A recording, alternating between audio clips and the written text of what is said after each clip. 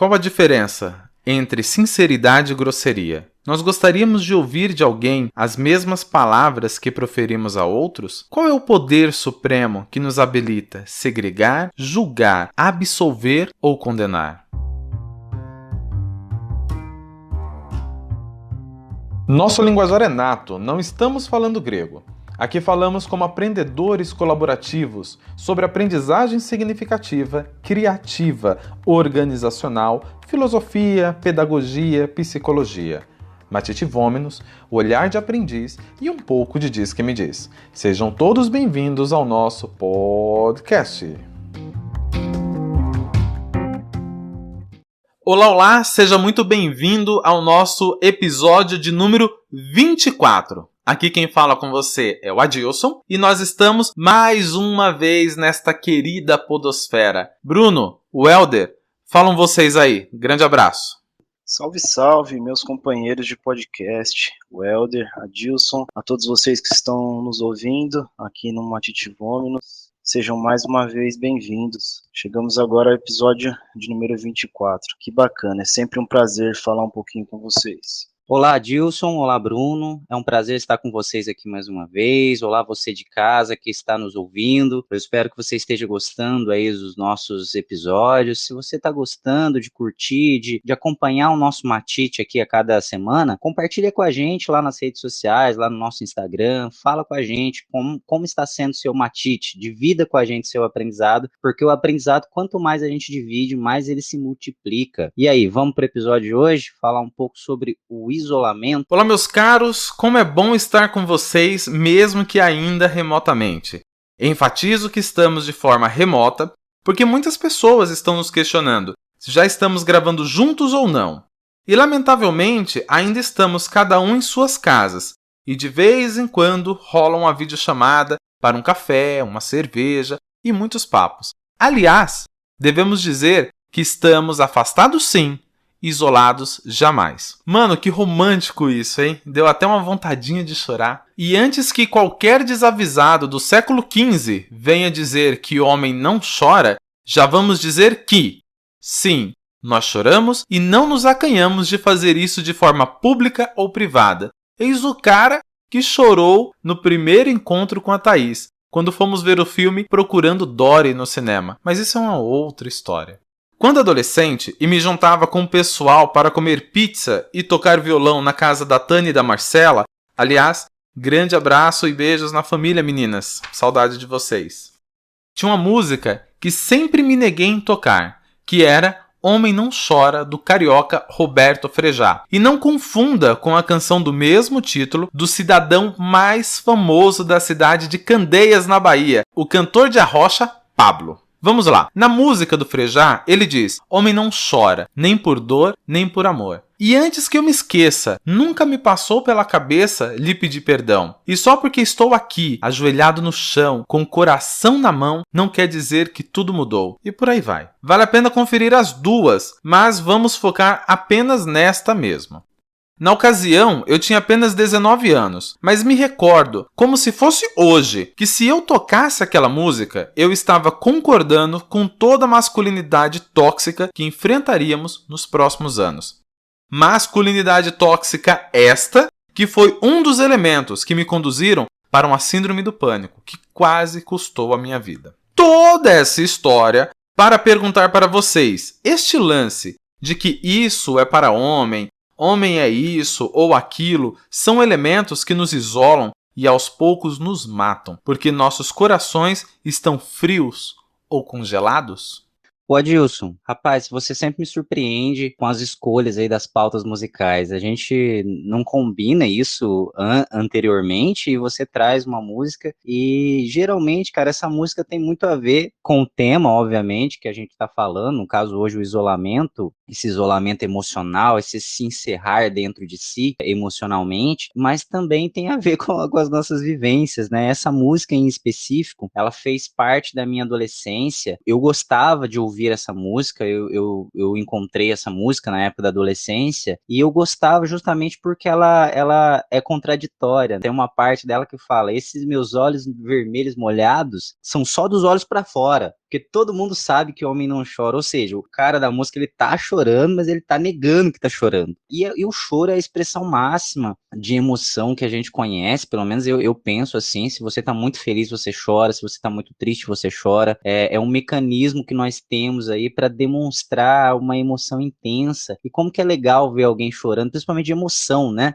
Quando a gente vê alguém chorando porque tá triste, não é legal. Mas quando a gente vê alguém chorando porque tá emocionado, a gente se emociona também, dá vontade de chorar também. E que legal poder contar com esse mecanismo e depois de um certo tempo de desconstrução, poder chorar sem medo. Eu me lembro que na adolescência eu ouvia essa música encerrado no meu quarto, no meu isolamento pessoal, para poder chorar por alguma questão que estava acontecendo comigo, às vezes um amor não correspondido, ou alguma situação complicada que tinha acontecido comigo e eu me permitia chorar. Mas eu tinha que chorar no meu isolamento, dentro do meu quarto, sem ninguém ver. Por quê? Porque se eu chorasse perto dos meus amigos, por exemplo, eu não seria aceito. Eu seria alvo de piada por pelo menos 2 meses, ou até que eles se esquecessem disso. Ser alvo de chacota, de bullying, enfim. Porque não por eles serem pessoas ruins. Somos amigos até hoje, esses amigos meus da adolescência. Mas porque eles também, como eu, estavam se entendendo enquanto homens, estavam se entendendo enquanto seres humanos e não tinham aí as ferramentas para lidar com sentimentos. É o caso de muitos homens, inclusive, hoje, como você citou, né, não temos ainda muitas ferramentas. Já existe um movimento acontecendo entre a hombridade, digamos assim, de mostrar que homem também tem sentimentos e pode demonstrar sentimentos de uma forma saudável, mas ainda é tabu para muita gente, é tabu para muitos homens. Então essa música eu gostei muito por me lembrar dessa parte da minha história aí, de desconstrução e construção enquanto homem, enquanto ser humano. Cara, tá aí um ângulo dessa música que eu nunca me atentei, não. Curti esse teu matite pra me ajudar a ressignificar essa música, porque habitualmente eu usava a música do Fagner pra poder me desaguar em momentos semelhantes a esse. Cara, eu sou canceriano e sinestésico, então você imagina que chorar por não ser correspondido era uma máxima da vida da adolescência de canceriano, né? Mas eu usava o Fagner, um homem também chora. Da hora, curti esse tomatite. Bom, primeiro em relação à música, uma coisa que me chamou bastante a atenção foi que naquela idade, né, que você tinha escutando essa música, você já tinha plena consciência dessa masculinidade tóxica. Pelo menos foi o que eu pude absorver da sua fala. Porque eu acho que esse é um assunto bastante contemporâneo, um assunto que, por mais que se falava, se estudava, se pensava, hoje, até com o advento das redes sociais, isso está escancarado. Então, muito bacana, assim, mostra uma maturidade legal. Falando um pouco sobre o tema, eu acho que um dos reflexos de toda a opressão é justamente o estabelecimento de padrões. Se criam ideias do que seria ideal e no fundo, por mais que não se acredite nisso ou não se perceba, a única finalidade desses modelos e padrões é justamente manter a opressão. Então, quando a gente fala de racismo, por exemplo, é preciso desconstruir aquele modelo de ideal, né, da pessoa branca, com cabelo liso, traços finos, como sendo sinônimo de beleza, de pureza, enfim. Outro ponto que a gente pode abordar, a gordofobia, por exemplo, e nós temos que desconstruir esse modelo de que não, a pessoa bonita, ela precisa ser magra, se a pessoa está acima do peso, ela tem que fazer academia, tem que fazer uma dieta para ela ficar bonita. Muitas vezes a pessoa, na verdade, ela vive bem do jeito que ela é. Então, note nesses dois exemplos que eu dei, que esses modelos, como se fosse um mantra, vai martelando na nossa mente, muitas vezes nem falado, né, mas através do que a gente vê volta, vai fazendo que cada vez mais a opressão aconteça e se mantenha, né? Mas enfim, isso foi só para introduzir a minha ideia. Em cima da sua provocação, não tem como a gente não falar da necessidade imediata de desconstrução do machismo, principalmente que vive em cada homem. Você que é homem, né, está nos escutando, é verdade, meu amigo. você é machista. Isso é, muitas vezes a gente confunde ser machista com oprimir mulheres, ou melhor, agredir mulheres. Não é isso, então eu convido quem estiver interessado a entender mais sobre esse tema, procurar autoras mulheres, absorver o que elas têm para falar, né? Mas eu, né, falando do meu lugar de fala enquanto homem machista, a gente não percebe, mas tem uma série de padrões, né, que são estabelecidos para dizer se você é homem de fato, e como eu disse, a gente cresce absorvendo isso, e aí eu enxergo duas principais consequências para isso. A primeira, eu já citei, que é a opressão em relação às mulheres, e pode notar, se você pegar um papel e uma caneta e anotar, que a sociedade considera importante para ser homem, usando como base essa máxima de que o homem não chora. Você vai ver que todas essas características, de uma forma ou de outra, elas contribuem para o machismo. Pode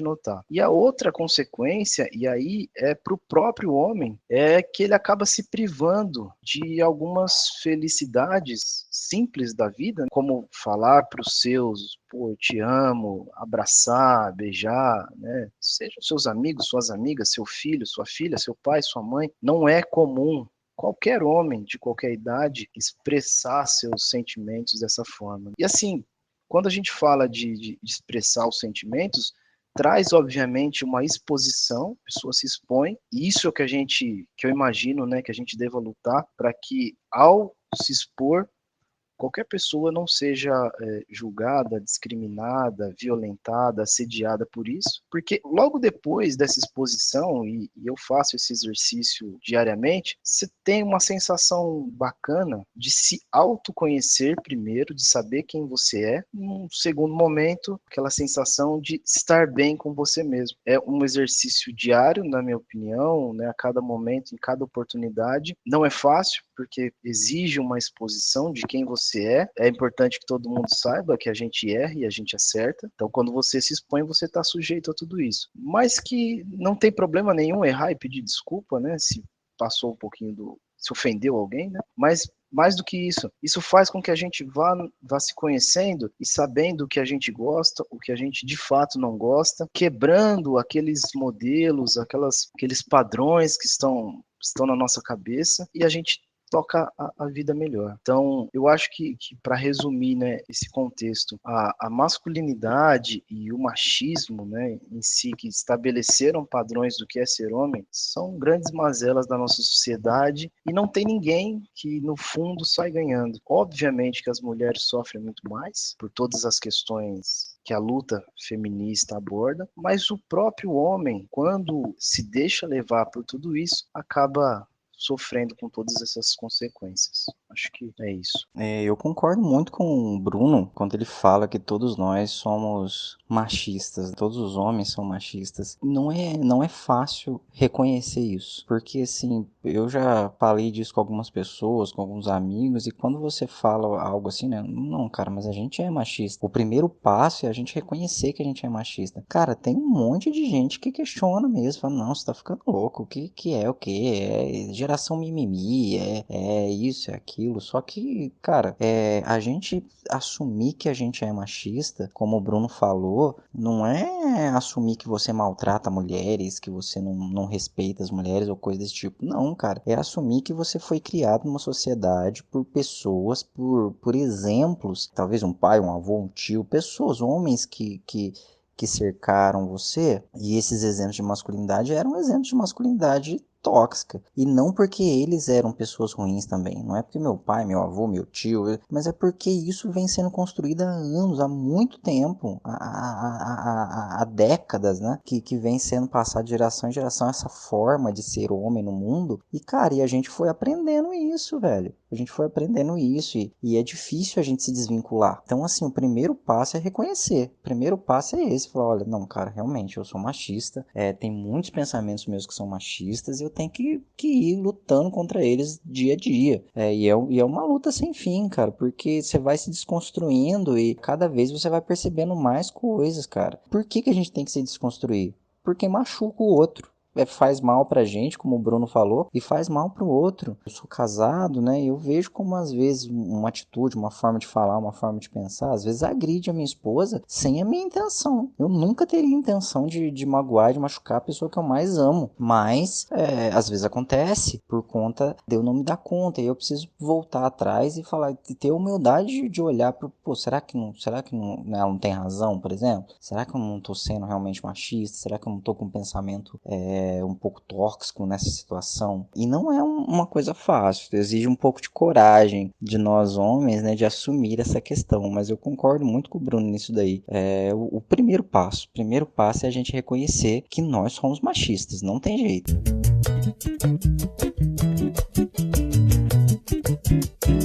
Gente, olha que louco, que ponto nós chegamos. Começamos falando de questões do choro e de como a gente, muitas vezes, para poder viver a nossa individualidade, a gente acaba gerando a gente fica enclausurado dentro de si mesmo. E chegamos aí a um outro sintoma, não apenas a masculinidade tóxica, mas também a questão do machismo e o quanto é difícil a gente assumir isso. Tem uma frase muito bacana do Marcelo D2 que ele diz o seguinte: ser um homem em reconstrução é extremamente difícil porque, quando menos a gente espera, estamos reproduzindo comentários machistas, sexistas, racistas, homofóbicos, misóginos. Então, perceba que realmente essa questão é muito difícil. E por que a gente acabou conduzindo isso? Dado curioso, as pessoas que mais ouvem o nosso podcast, o grande grupo é de mulheres.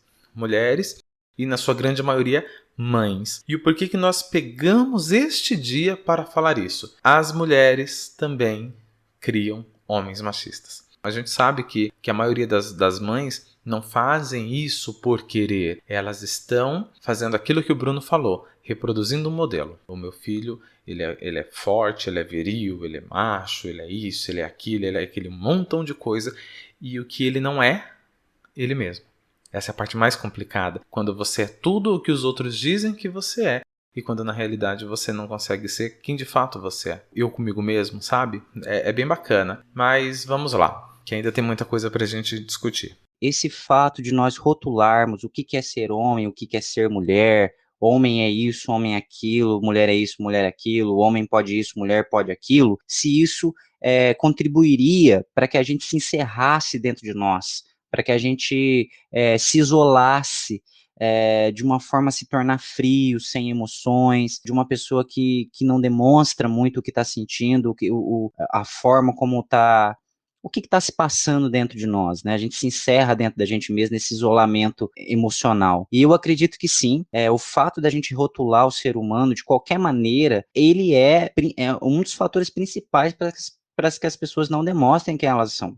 Nós vivemos em um momento em que demonstrar emoção é tido como fraqueza. Muitas pessoas acham que não pode demonstrar emoção porque é demonstrar fraqueza. Isso, entre os homens, é muito forte. E entre a sociedade de uma forma geral, as emoções, os sentimentos são tidos como segundo plano. Não, cara, não importa o que eu estou sentindo, não importa o que está acontecendo dentro de mim. O que importa é eu trabalhar, é eu ir em frente, é eu passar por cima, é eu superar.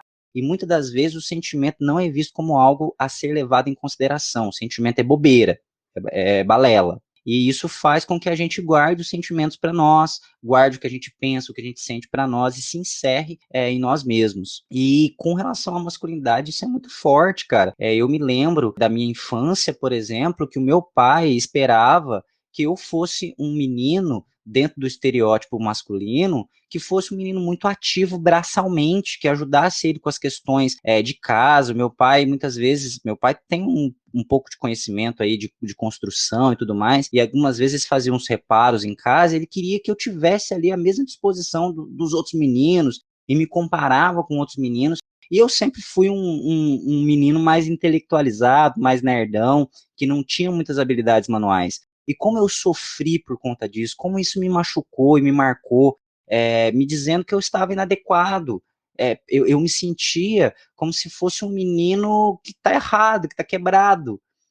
E foram muitos anos, muita desconstrução, muita terapia, muita reflexão para entender que eu não estava errado. E também que o meu pai, coitado, não fez por mal. Meu pai também só estava seguindo uma programação que tinha sido imposta para ele, de masculinidade, de estereótipo masculino. Quanto ao isolamento, eu enxergo que, olhando para uma outra ótica, tem um outro fenômeno que seria o distanciamento. E aí não é o distanciamento do indivíduo da sociedade, mas é o distanciamento do indivíduo dele mesmo, de quem ele realmente é. Tentando traduzir o que eu quero dizer, a gente pega quem nós somos e guardamos dentro de um baú, e aí dentro de quem nós somos está junto o que nós queremos, o que nós gostamos, o que nós não gostamos e não queremos, o que a gente sonha, o que a gente almeja, o que a gente despreza, tudo isso fica guardado. E aí a gente fica, né, tentando se moldar aquele modelo, a gente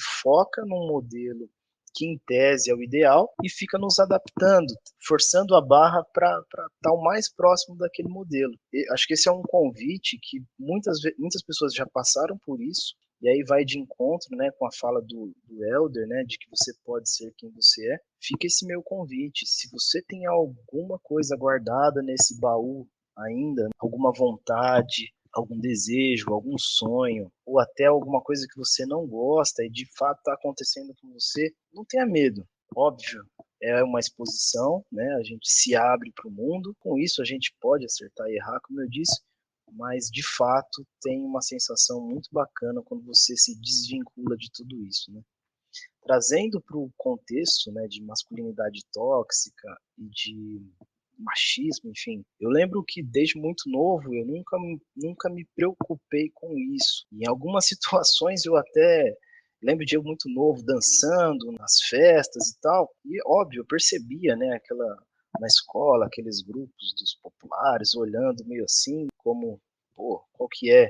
E eu nunca tive, assim, nunca me preocupei, nunca achei que isso me diminuía de alguma forma. Mas apesar disso, eu cresci com uma série de machismos dentro de mim que muitas vezes, quando mais novo, fazem a gente julgar ou ficar com medo de ser julgado. Então, eu estou num processo de desconstrução do meu machismo e o que mais me ajudou em relação a isso e que eu já colho os frutos a cada dia foi o fato de eu, há 10 anos, morar com duas mulheres, né? Uma mulher e uma menina, que é minha esposa e minha filha. Então, diariamente, eu estou inserido no universo feminino e eu me sinto na obrigação de desconstruir o meu machismo, me sinto, de fato, na obrigação, passos de formiguinha, né? Um passo de cada vez, percebendo atitudes, dando cada vez mais o ouvido, né? Ouvindo mais do que falando, aprendendo, compartilhando. Nossa, cara, eu gostei muito da fala do Bruno, né? Principalmente nesse final que ele fala que grande parte da desconstrução dele veio da convivência com mulheres, que no caso é a esposa dele e a filha dele. Cara, isso é muito interessante, porque da mesma forma que eu falei, né, que eu comentei um pouquinho aí da fala dele agora há pouco, cara, a gente precisa dessa coragem também para ouvir as nossas mulheres, né, cara? Ouvir as nossas mulheres, ouvir as pessoas que estão convivendo com a gente, porque elas têm esse parâmetro, cara. Às vezes no casamento fica essa guerra dos sexos, né? Um querendo ter mais razão que o outro e tal, não sei o que. Cara, mas assim, se são duas pessoas que se amam, duas pessoas que querem o bem um do outro, será que eu não posso dar o benefício da dúvida e ouvir? Poxa, cara, pode ser que eu não concorde com tudo que a minha esposa tá falando a respeito do que ela tá cobrando, do que ela tá questionando, mas eu amo essa mulher, eu casei com ela porque ela é uma mulher inteligente e tal. Será que não tem um quê de verdade?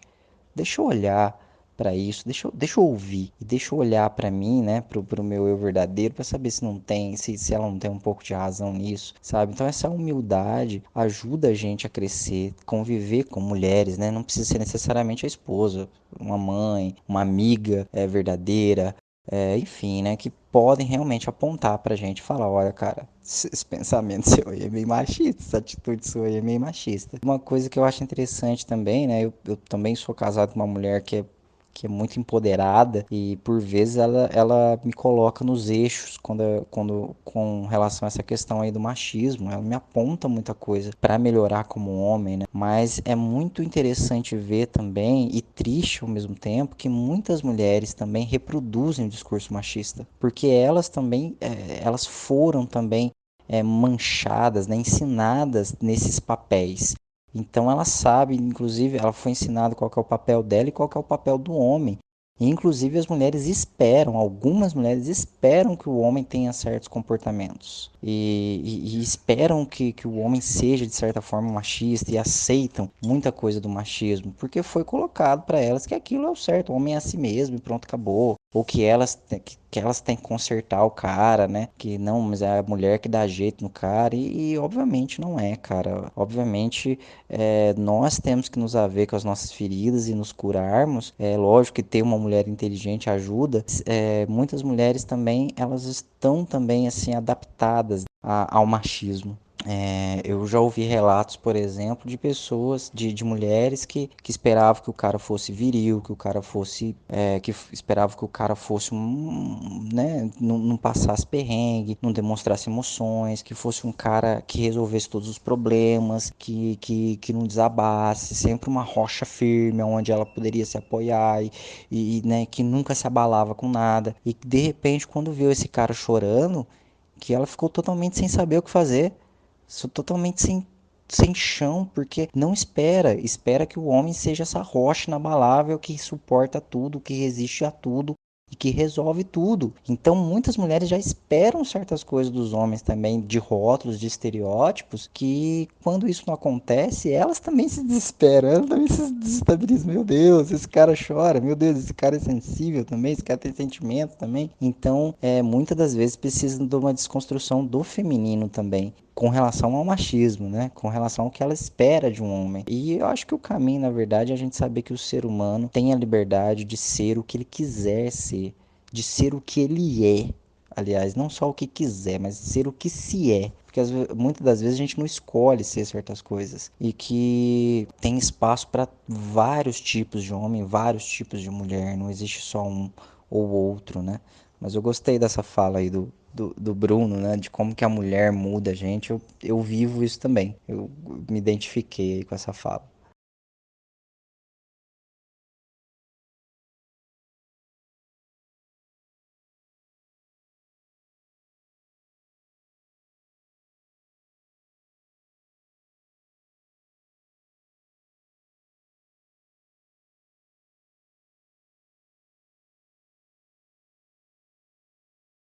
Bom, pessoal, muito, muito, muito bacana tratar dessas questões, lavar um pouco a alma, trazer algumas reflexões que são muito pertinentes para o dia a dia, de não sermos tão machistas assim. O termo tão machistas, não deixarmos de ser machistas, porque é o que a gente vem repetindo quase que um mantra, não só no episódio de hoje, mas em muitos outros episódios, que é essa questão da reconstrução, a ressignificação.